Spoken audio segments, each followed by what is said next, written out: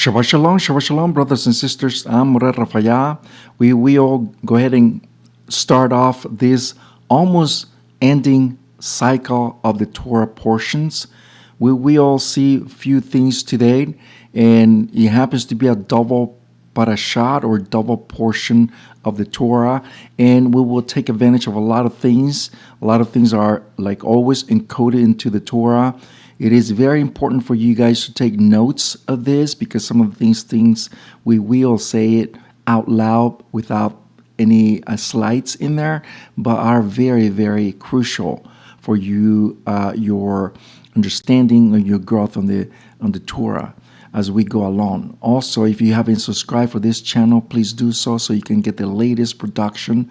We always working, like I said, in a lot of productions, a lot of classes, a lot of videos, and we're never stopping, which is a good thing. So let's go ahead and jump into the this Torah portion.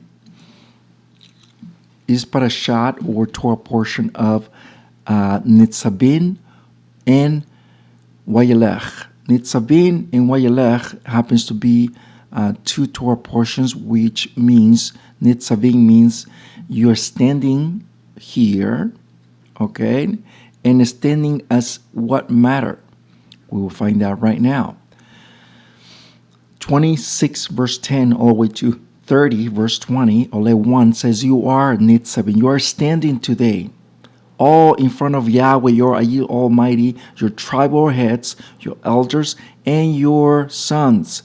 Now, all this is very crucial to understand why this almost ending of the cycle of the Torah portion, Yahweh makes this statement, you are Nitzabim, you're standing here. And the reason for it is because he wants us to understand, he wants us to acknowledge that learning Torah is not just literature. It's not just learning literature. It's also living it too, by means which you need to apply it. You need to put it into action.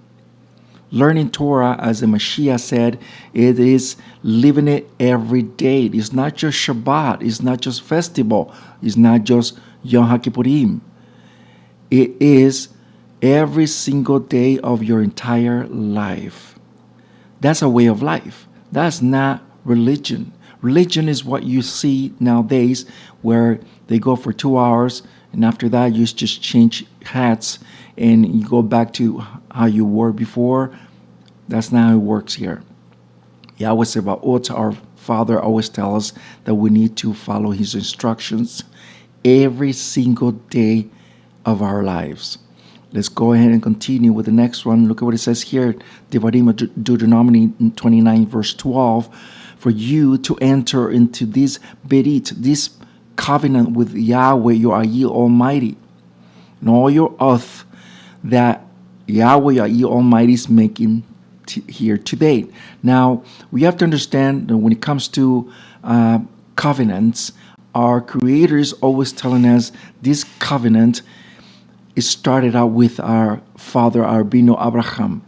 He is the one who made that covenant very clear, that in your seed I will bless your descendants. I will give you this inherit land. You will inherit in your seed as well, but everything has a line of time, a timeline. In other words, everything has its moment.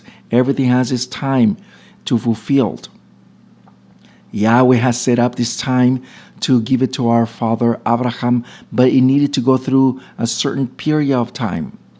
No wonder why if you want to write it down on Bereshit or chapter 15 of Genesis, Yahweh is making a covenant with Avinu Abraham. And he's making the covenant and stating that you're in the 4th generation. Your seed will get out of that land with riches. He will be free from his slavery. Now, where the 430 years start off? Let's go back 30 years before that, where Yahweh called our father Abraham from Haran, from the land of Haran. That's where the 430 years started. 30 years later, we come to chapter 15 of Genesis or Bereshit, where Yahweh is making that covenant where Yitzhak is being born. He is being born, and from that moment on, 400 years to start, the time, ticking time starts. So 30 before that, and 400 after that, it gives us 430 years. It is very crucial, it is very important to acknowledge all this. We come to the Mountain Sinai, where Yahweh is making a decoded covenant, writing it down on the scrolls, on the tablets, making a statement that this is the way of life. It was given orally, verbally to our forefathers from generation to generation, but now is codified in papyrus, in scrolls. Now, what happened to us? Please write this down, Jeremiah or Jeremiah chapter 31. You can read the whole chapter. 31 actually says very clear that in those days I will make a covenant with the house of Israel and the house of Judah. Not the same covenant that I made with your fathers in the wilderness. Why? Because Yahweh is making a statement here. Yahweh is making that statement that He will embed these tablets in our hearts. And exactly what Mashiach says in those days in the first century. Later, Saul, chapter 8 and chapter 10 of Hebrews, he's making the same statement, he's making the same reference of Jeremiah 31:31. Please write it down. So what do we understand about this? We understand that in this day and age, we are getting the same covenant as Yahweh made with our forefathers over there in the wilderness, Mount Sinai. It's not anything else but the same. Yahweh is not making the covenant with the nations. He's making the covenant with Israel, the same people who He made the covenant with to begin with. So we have to understand, we have to change our minds, the way of thinking, in other words. So let's continue and we'll find out about all this. Now, look at what it says here.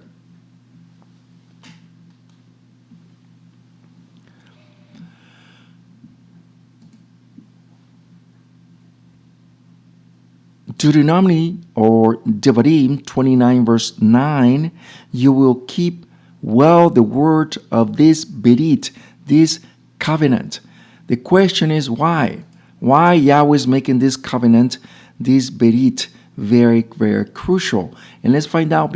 Let's find out because of that. Okay, let's find out why Yahweh is making all this something very crucial for us to understand. The word shamar means to preserve, to protect. Okay, so what does it mean?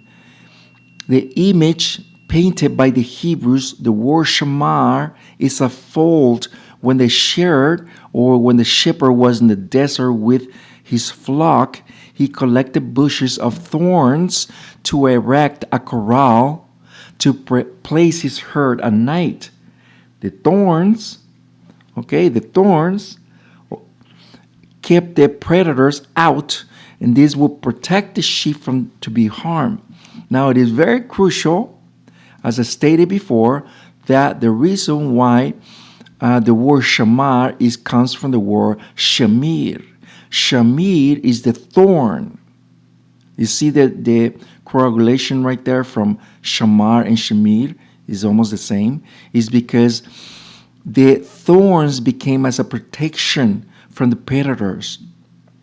The same thing we have to do today. We have to put barriers into our lives. And when I mean barriers into our lives is because we need to protect ourselves from the predators.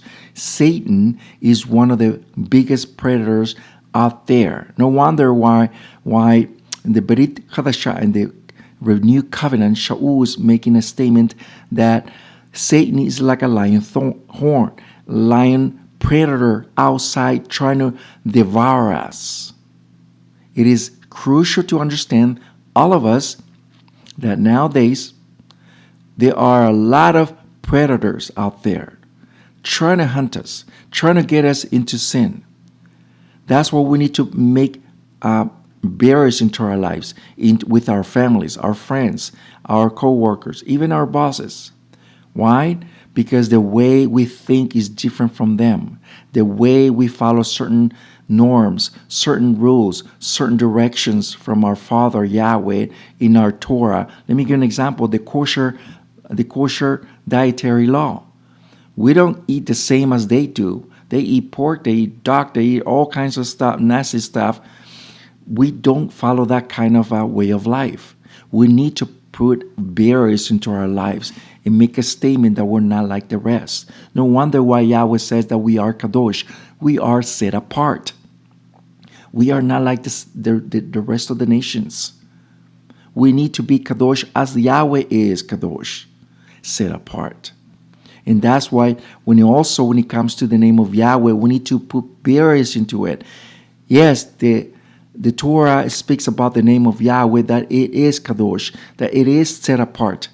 But we also need to give it to the nations. But at the same token, we need to understand and put barriers into not to divulge our Father's name into anything. For example, in a lot of the so-called friends do not respect this kind of ideals. They actually will make fun of it. Everything has its time. If people want to learn about the Torah, then we can give them the name of Yahweh, and they will get to learn the name of Yahweh. But if it's just any kind of a talk, any kind of chatting, you cannot reveal the name of Yahweh, because people will not respect. Unless you're in the synagogue, unless you're in Shabbat, unless you're in the festivals with your own people, yes, we can say that because we respect the name of Yahweh. But with the nations, they would not respect that. Unless they want to learn, that's a different thing. Let's continue. Your word shamar means to guard, to fence, to protect, to pay attention. This is the word, the shittim, the tree of shittim, the tree of acacia, the acacia wood, right? These are the thorns, the acacia or the shittim tree. You see the big old thorns, and it is believed that these thorns, the crown of thorns that was given to our Mashiach, was taken from that tree. This is the fence that usually is being taken. You see the thorns around it? That's the shittim tree or the acacia tree that is taken and is used as a fence, as a guard. The book of Deuteronomy 30 verse 4, if one of you was scattered to the end of the Shemayim, the earth, the heavens, Yahweh Yah will bring you back even from there. He will there and pick you up. And it's exactly what Yahweh is doing nowadays. It is exactly what Yahweh is doing with all of us, to understand why the Creator is bringing us back, returning back to our Creator in the way of learning Torah, in the way of following His instructions, in the way of learning who is the real Mashiach, not the Greco-Roman Catholic Jesus out there. I'm talking about the Messiah that you see in the scriptures, the real Jew. It is important, it is very vital for us to learn, to go back to our Father, and that's why He's making that statement that He will pick us up. Now, look at what it says in the Targum Yonatan of this very verse in the Aramaic version. Even if they disperse you to the confines of the Shemayim heavens, from there the word of Yahweh. Who is the word of Yahweh? Mashiach.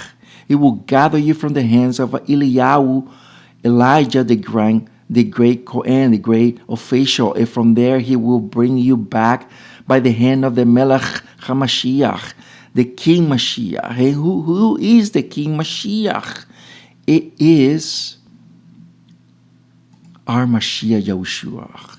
So no wonder why it is very crucial in these latter days, the Achari Hayamim, the last era that we are living, it is important for us as an alignment to realize why we are doing the things we are doing, why we are trying to strive as much as we can to understand why Yahweh is making these statements to all of us. That's why we're making this statement, because from this end of the age, Yahweh is making this statement. Let's go into the next parashat, because it's a double parashat. Parashat Wayeleh.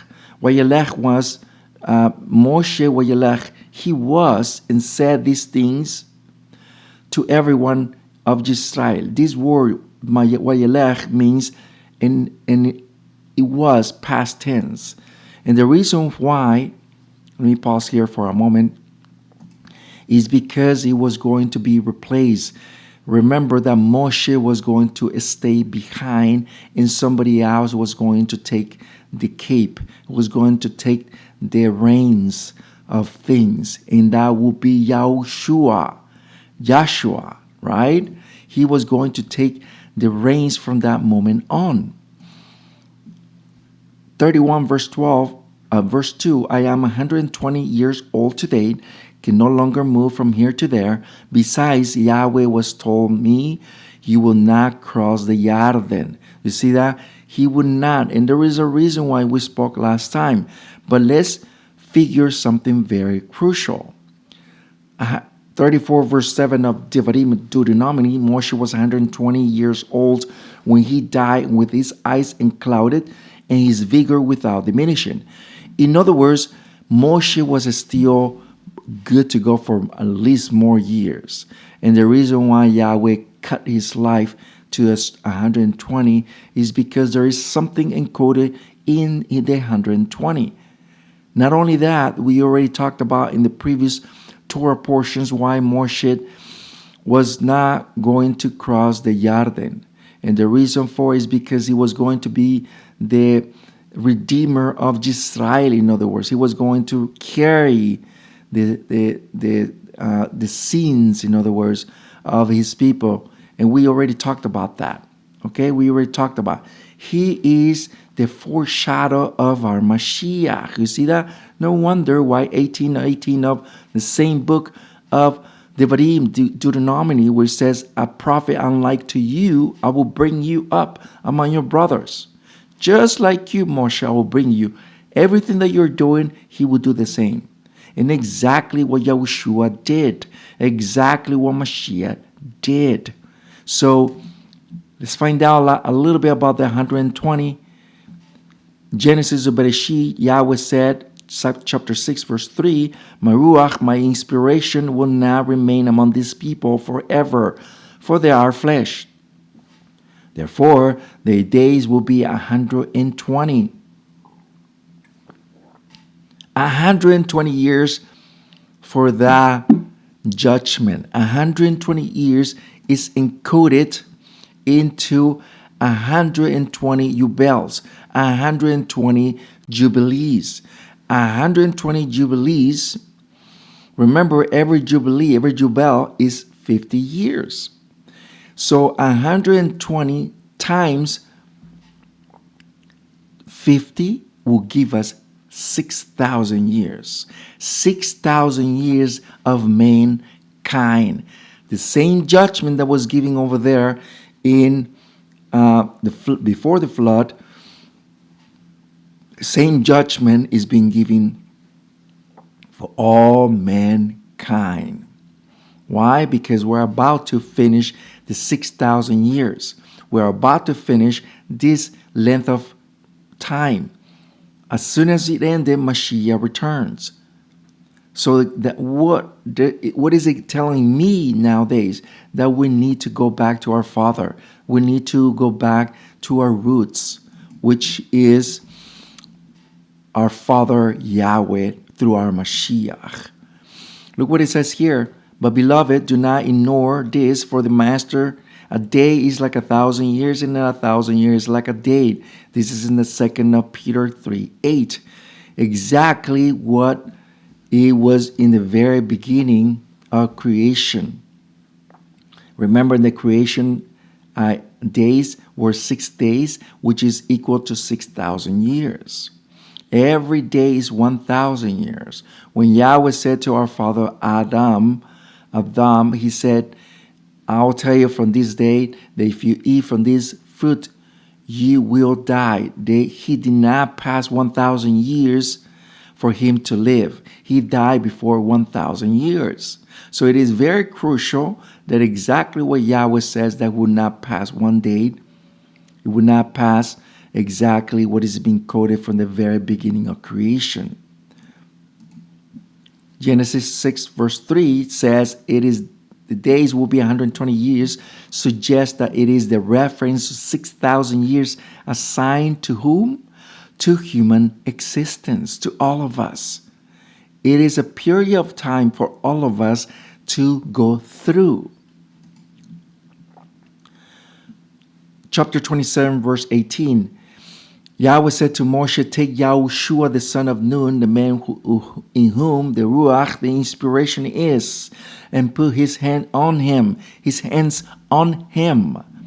Why? Why is the question? And the answer is very, very simple. Is because he needed to continue what was given to him. What was given to Moshe was going to pass down to Yahushua. He was going to make that happen to bring. And let me tell you what the name of Yahushua means.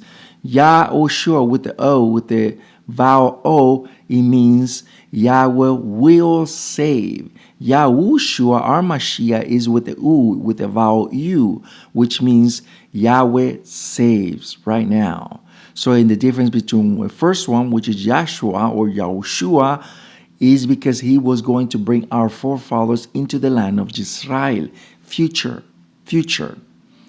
Okay? So let's compare this Yahushua with putting the hands on him with something else. 16 or 21 of Vayikra, Leviticus, Aaron will put both hands on the head of the living male goat and confess on him all the transgressions, crimes, and sins of the children of Israel. He will put them on the head of the male goat. And this is exactly what Moshe did to the head of Yahushua. It was a way of anointing. It's a way of he will be the sacrifice, of Israel. He will be the one anointed to do something for the children of Israel. And it's exactly what Yahushua did here with our forefathers in the wilderness. It's exactly what Mashiach did at the same token. Yahushua 3:14. So the people there left their tents to cross the Jordan with the Kohanim, with the officials carrying the ark in front of the village. Now we see here very, very crucial verse where they were already in the other side of the Jordan. And we understand through the scriptures that it was already the following year. For verse 19, the people left Jordan on the 10th day of the first month. Which month is that? Abib. And camped in Gilgal by the east of the border of Jericho. Now, the reason why I bring all these verses for us to understand that we are almost at the end of the year's cycle ending. The end of the cycle of the Torah portions is ending right now. So is the cycle of the year. That's why we, Ephraim, the house of Israel, we are following a different pattern than our Jewish brothers, because they start off their Jewish calendar in the middle of the year. The same time they start the year cycle of the Torah portions, which is completely, doesn't say anything on the Torah, but if you go into the Torah, the first month of the year is Abib, which is the spring. And it's exactly what we're doing. We're following the same pattern of our forefathers. We're just about to finish the year's end we are about to finish the cycle of the Torah portions as well. We are literally one more parashat, one more Torah portions, so the year's ending. And after that, we're going to start again with a new cycle of the Torah portions starting with Bereshit or Genesis. So once again, all this, I'm saying it, I'm throwing out there so you understand what I'm talking about and why we're doing what we're doing. Now, the Yubel or Jubilee means freedom or servitude in the return of the ancestral land. This was fulfilled at the time when the sons of Israel entered the land in the 10th of Aviv, which was in the year 2488 or 2488. Now, when Yahushua began his service, his ministry, his avodah, he was 30 years old and began where Moshe finished his ministry in the river Jordan. Now, in other words, what Moshe ended, Mashiach continued. Where Moshe ended, Joshua began. It was this. See, what I'm talking right now is what Joshua, it is the prototype of Yahushua the Mashiach. No, have you ever wondered why John or Yohanan the Immerser, what they call him outside, the Baptist, right? He was always immersing in the river Jordan. Why? Let me explain to you why. Because he was doing the immersion there for a reason. And the reason why is because he was the redeeming of sins, the redemption of sins. It was from death to life. This is the river Jordan. From right to left is from death, because our forefathers they were coming from Egypt and they were entering to where? This is the edits of Goyim, the land of the nations.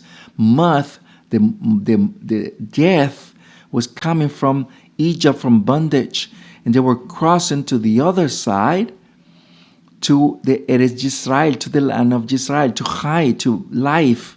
Moshe died here, where Yahushua continued. It was the same thing, okay? 31 verse 3.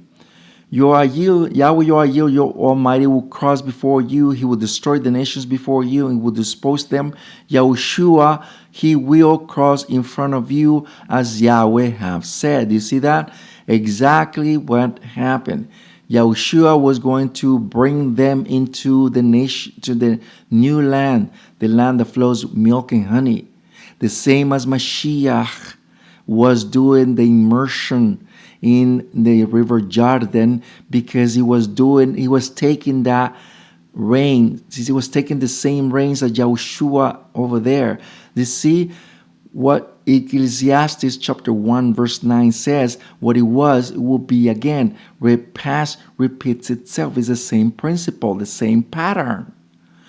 What we see here is something amazing that we cannot ignore. Let's finish up with this.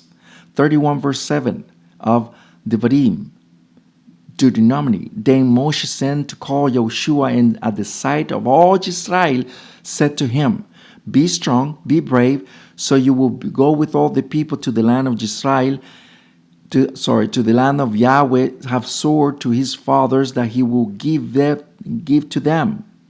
You will be one who causes them to inherit. You will be the one who causes to them to inherit it. Now in the Torah, in the scrolls, this one appears, this letter appears, this word appears, which means Ot. Ot means a sign. Who will cause them to inherit? Yahushua. He will be the sign. In other words, he will be the one that will make the sign to cause them to inherit, to our forefathers. The same pattern goes to us. It's the same pattern that is following from the very beginning to Mashiach, to make that happen, putting the sign into our foreheads, because he is the Aleph Tau. You see that? He's the making the mark to us to enter into this, what is called today the everlasting life. We're closing, brothers and sisters. Thank you so much for keeping us always in touch. If you have any comments, please do so. We can make that even better. Just your suggestions. And if you haven't subscribed, please do so. Shabbat Shalom, and we'll see you next time.